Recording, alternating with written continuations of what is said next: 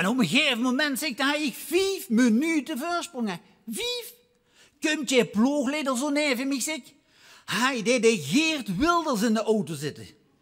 Die stikt je kop boete eraan. Kom op, je opzetter, het verstand je op 0 en draan. Ja, ik zeg, doe het, makkelijk allen.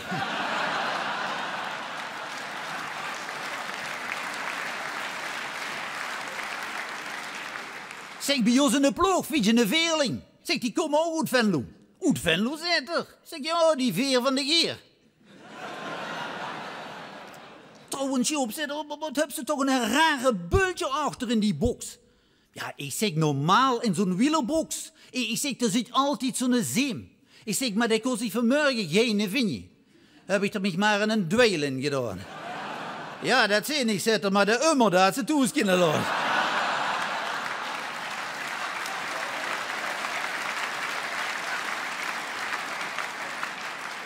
Nou, en middag ging de weg van zo naar zo.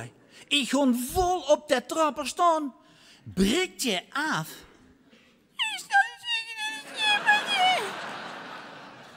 Ik pak de reservefiets en zo hel als ik kost naar boven.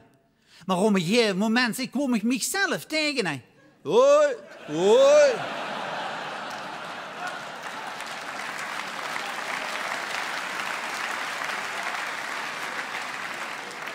Oh, het ging niet meer.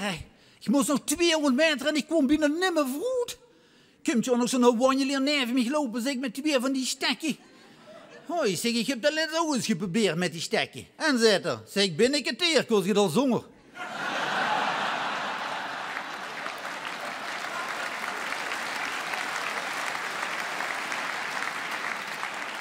En eindelijk, toen was ik boven. Was het dan nog hartstikke mistig. Heb ik me even uitgerust op zo'n mistbank.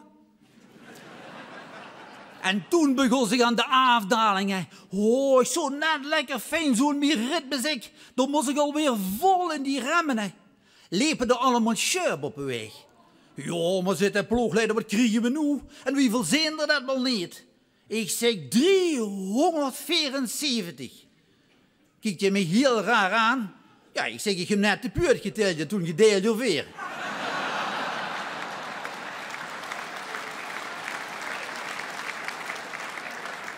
Ja, maar het is niet te geloven. Als eerste boven en als laatste onder.